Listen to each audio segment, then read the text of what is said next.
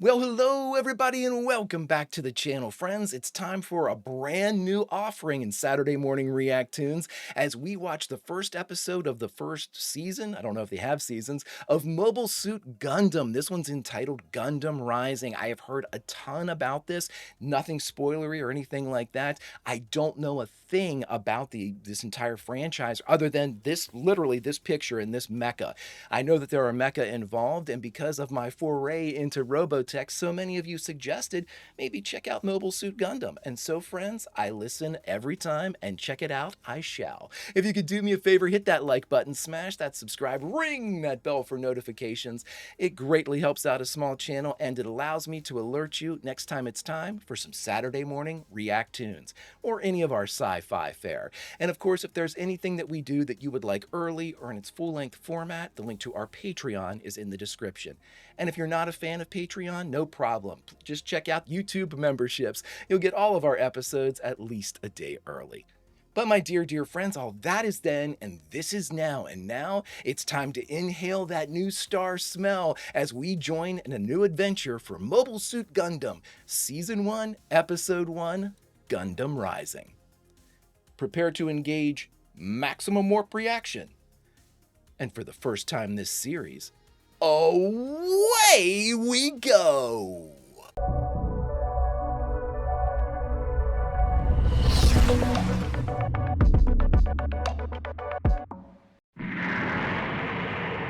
Don't know a thing about this other than, like I said, the imagery is this right here. This one lone mecha is the only thing I know about this. Mix that music in with my anime. I love that. Star Blazers was, in my mind, the best of the best at that.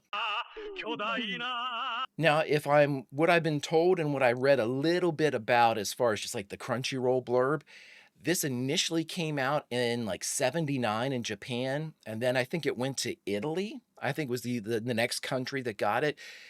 And if I read that correctly, we didn't get this one over here until like 2000, 2001, something like that. Which I think is that's late. I mean, when you think of the success that Robotech had, actually the assumed success that Robotech had, I'm not actually sure that it did well. I think it did, but I thought this would have been a property that they would have rolled over, but it took some time, it seems. It is the year 0079 of the Universal Century. A half-century has passed since Earth began moving its burgeoning population into gigantic orbiting space colonies. Really? Where people are born and raised and die. Ooh. 9 months ago, the cluster of colonies furthest from the Earth, called Side 3, proclaimed itself the Principality of Zeon and launched a war of independence against the Earth Federation. People were horrified by the indescribable atrocities that had been committed in the name of independence. So this is human versus human, huh? Interesting. Gundam Rising. So Zeon, I'm not going to keep asking questions, but it seems they broke away, wanted independence, and there's been a bit of a kerfluffle since then. I'm assuming that's the air quote, like, Zeon or whatever. The enemy. I assume. Maybe they're the heroes. They look cool as hell. I like the tubes. Great shot. Slender, stay here. Yes, sir. Slender, stay here. Libel, you're with me.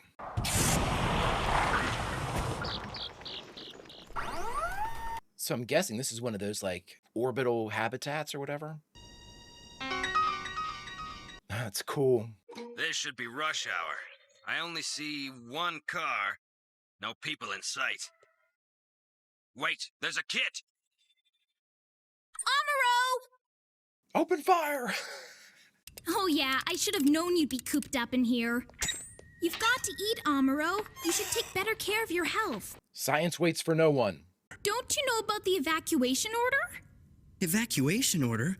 I heard a siren. I didn't know what... It's an emergency! Didn't you hear the military broadcast? A warship is docking today and we have to evacuate the sector.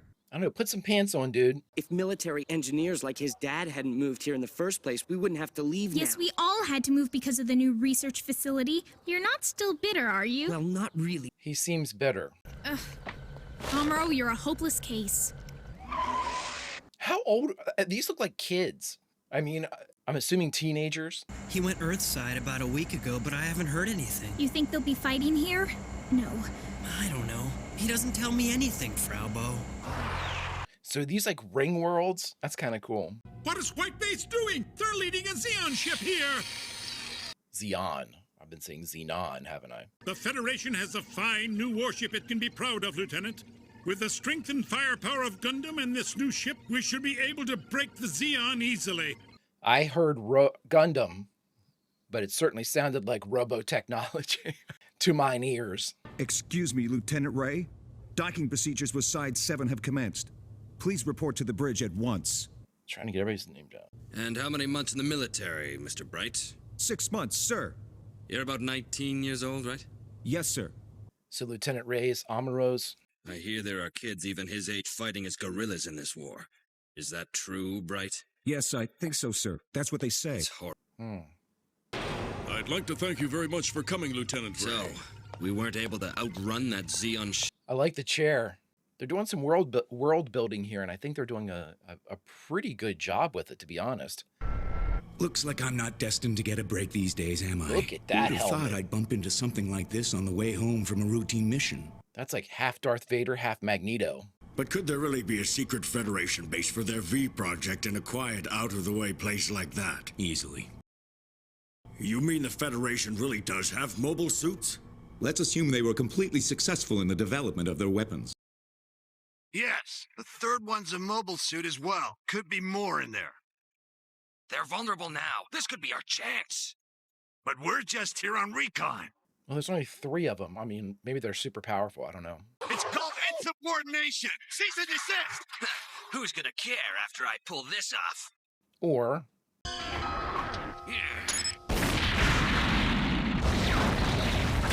whoo! The sooner you move into attack your enemies, the better.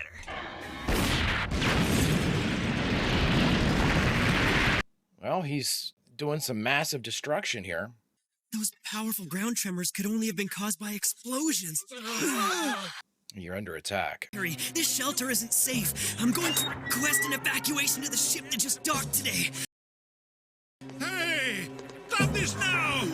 Please, close the other door. This place isn't safe, so you all stay here. So that's it. There it is. A Xeon Taku. I missed that name. Oh, it fires shells. I thought it was like a plasma-based weapon. I'm looking for an engineering officer named Tem Racer. Do you know where he is? Probably on the ship. Unload it. Oh, I like that.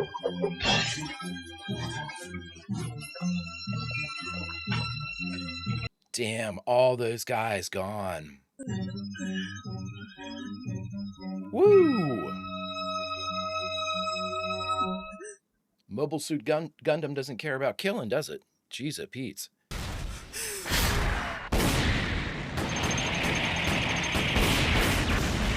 I mean, they're trying, but boy, oh boy, they're getting absolutely destroyed. They're dead. Yeah, there's gonna be more than that, bud. It's classified.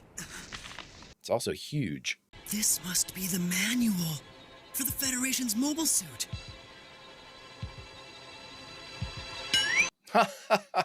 These music cues are something else. And we're back in. And you verified that the Federation has mobile suits. Sir. Take as many pictures as you can, and only retreat if it becomes risky, Slender. Oh, Slender's the guy they left behind, right? So he's relaying comms. That's cool. Dren, take us closer to Side 7. I may have to go down there myself. We have a frontline commander. You know I'm a sucker for those, ever since Chiron. No wonder Dad's been so secretive. I mean, yeah, you're sitting here studying during a battle.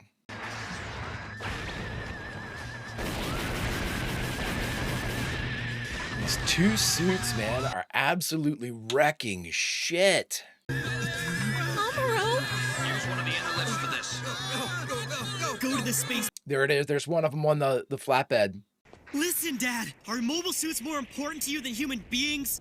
I want you to get up to White Base now! What is White Base, Dad? It's the new warship that just docked. What's taking so long? These suits are incredibly important. We can see what the enemy having two of them is doing. So this is their secret weapon. Damn, kid, you are gonna get yourself killed. Amuro! Hurry! Are you all right? Amuro! Oh my God. Frau! Frau! She's alive. Can you stand? Yeah. Dear God, look how many people were killed. If she hadn't run over there, she would have died too. She was with them. Oh my God. Grandfather? They both would have been dead if they had been with him. Mother? Woo. Mother! Yeah, Mobile Suit Gundam doesn't give a shit. Hey, get a grip! You're stronger than that! Make a run for the spaceport. You can do it, Frau Bo. I've never understood anything other than the shock value of like a slap. Go on, Frau Bo. Dude, why don't you take her? I know you've got an important mission or something. Yeah, kid, if no one's gonna jump in this thing. It looks like it's the main one too, so. Look at that. It's on. It's a learning computer, man. Jump in, you said it yourself. Amazing. This machine is so incredibly powerful. Let's see what it can do. At this point, it couldn't hurt. I mean, we're getting people killed left and right by these two suits. Can I do this? I wonder if that flipped the canopy or his perspective, because everything moved around him. Was that the canopy closing or his like whole seat moving? Didn't expect an attack from within Side 7. Dear God. He's right in front! Weapons! Whatever you got, man. The enemy's mobile suit! It started to move and fire back! What? This isn't as fun as just shooting things that don't shoot back. Chief Denim, it doesn't seem to be functioning very well. I'll get it. It seems safe. I'll do it.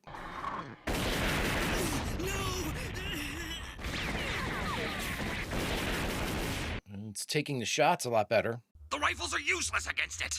Watch this, Zeon Rat! That's cool, the vent. Our orders are just to observe, soldier. Let's retreat! Do you know what you're saying? Just observe. You threw out those orders a long time ago. Please get up! Please! You're up, you're up. It looks so badass. There we go. That's a good start. That cannot be its main weapon. I think it's cool, but it can't be its main weapon. Suit is engaged and it's firing back! What kind of attack is that? Who's the pilot in the cockpit? What? How do you not recognize the attack? That's interesting. You're mine. I don't care how thick your armor is. Huh? Your funeral, buddy. It almost looks like this mobile suit is shaking in terror. I don't know, dude. You look like you are perspiring quite heavily. There we go.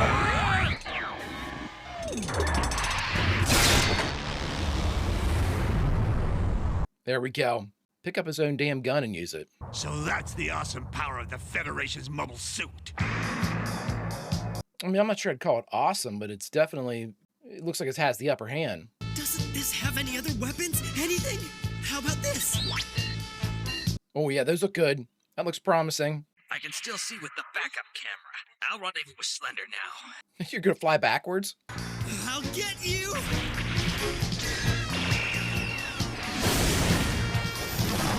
Oh!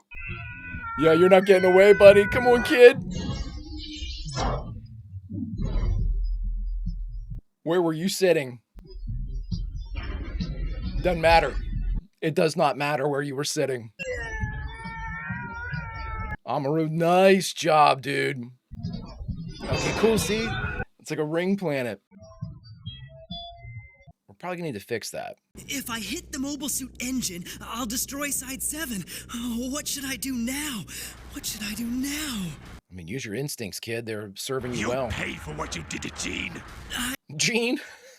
Can I aim this and just hit the cockpit? Does it matter? If that thing blows up, all the air inside 7 will get sucked out.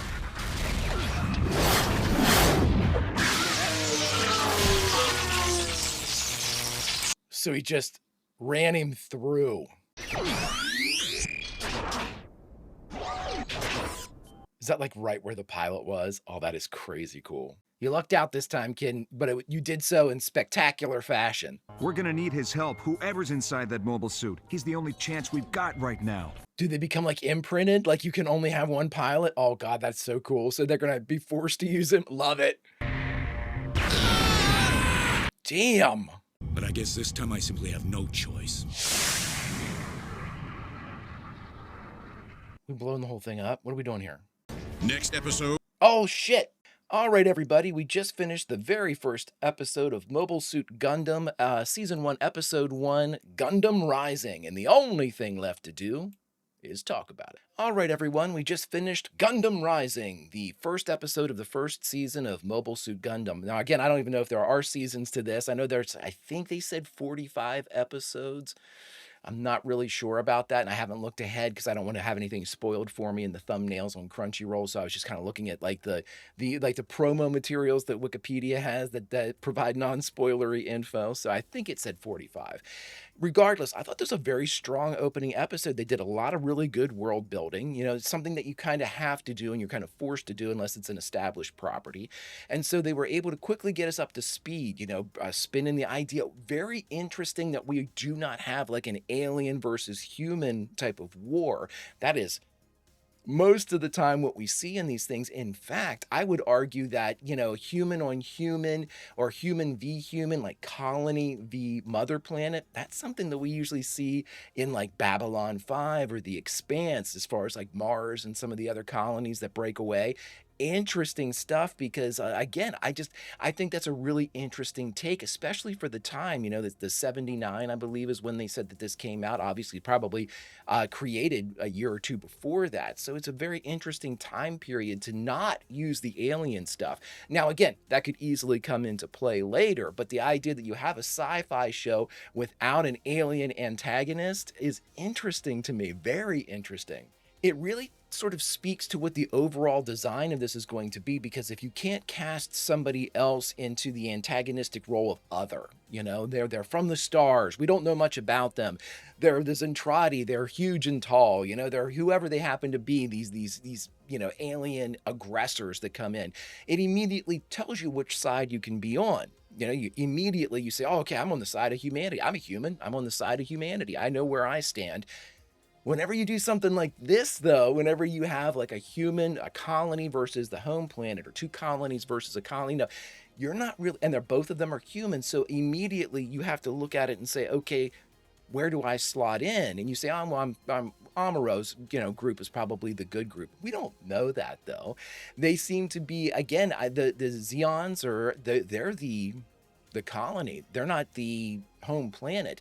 So if they break away for independence, they must have broken away from, you know, who engaged in a military conflict? That's an interesting question, because if they wanted independence and broke away, and then, you know, Earth or whoever Amuro's, you know, group seems to be representative of Earth, come and try to get it back, well, then you've got like basically an American Revolution on your hands, where a colony is trying to break away from the mother country. And so then that's a conflicting emotion, because, you know, did they earn their independence or want their independence and are now in a process of being like subjugated again as part of a colony?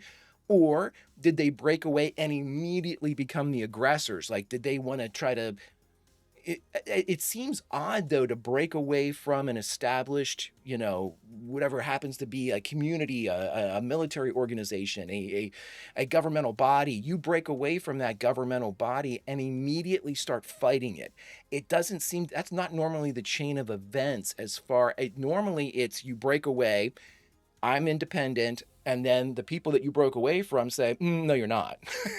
and they come to reacquire you. That's normally how it works. So then that begs the question, did this war start as an act of aggression somehow, or as an act of defense for independence?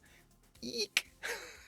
And see, immediately that endears me to the show because I think to myself, okay, the creators of the show don't want this to be black and white from the jump. They want it to be nuanced. At the very least, you're going to ask, why are they fighting each other if we're all humans, you know?